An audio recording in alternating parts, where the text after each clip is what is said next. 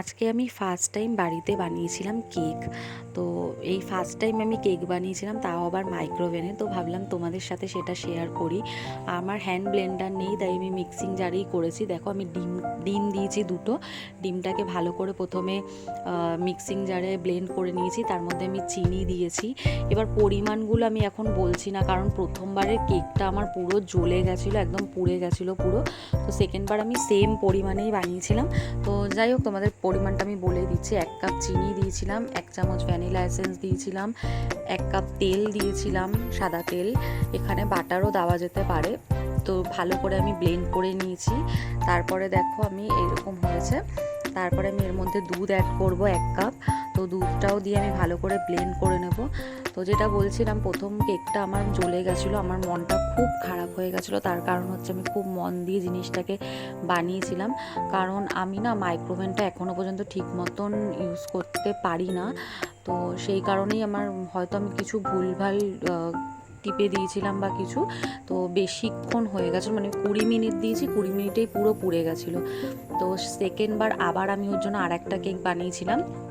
তো সেম প্রসেসেই বানিয়েছিলাম, শুধু মাইক্রোওভেনে যখন দিয়েছিলাম কনভেকশন মোডটাতে আমি আগেরবারে দিইনি বলে পুড়ে গেছিলো। তো সেকেন্ডবার আমি কনভেকশানে দিয়েছিলাম, তো একদম ঠিকঠাক হয়েছিল।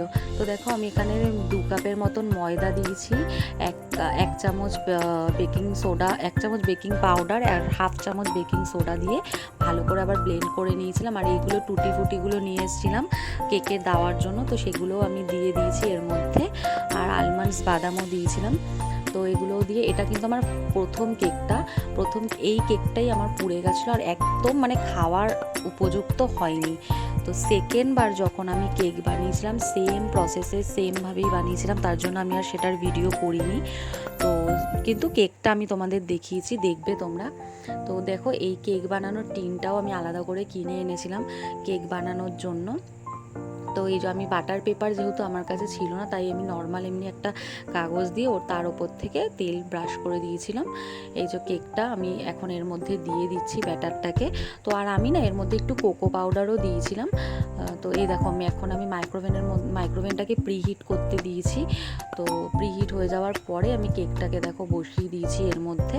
আর এবার তোমরা দেখতেই পারবে আমার কেকটার, মানে এই প্রথম কেকটার ফাইনাল লুকটা।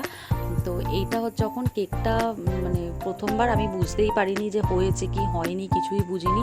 এই টাইমেই হয়তো বের করে নিলে হয়ে যেত। এই যে কেকটা দেখো পুরো ভেতর দিয়ে জ্বলে গেছে, আমি কিন্তু এটা এখনও বুঝতে পারিনি। এরপরেও আমি আরও 5 মিনিটের জন্য দিয়ে দিয়েছিলাম, তো একদমই পুরোপুরি জ্বলে গেছিলো। তো এখন আমি দেখো এই একটা ফটোটা আমি তোমাদের সাথে জাস্ট শেয়ার করলাম প্রথম কেকটা।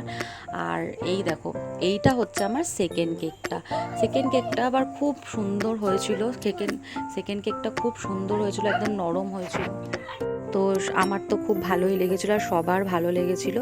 তো ভিডিওটা কেমন লাগলো আমাকে অবশ্যই জানিও। ফার্স্ট টাইম আমি কেক বানিয়েছি, তাই তোমাদের সাথে শেয়ার করলাম। ভালো লাগলে অবশ্যই লাইক করে দিও, যারা নতুন দেখছো প্লিজ সাবস্ক্রাইব করে দিও।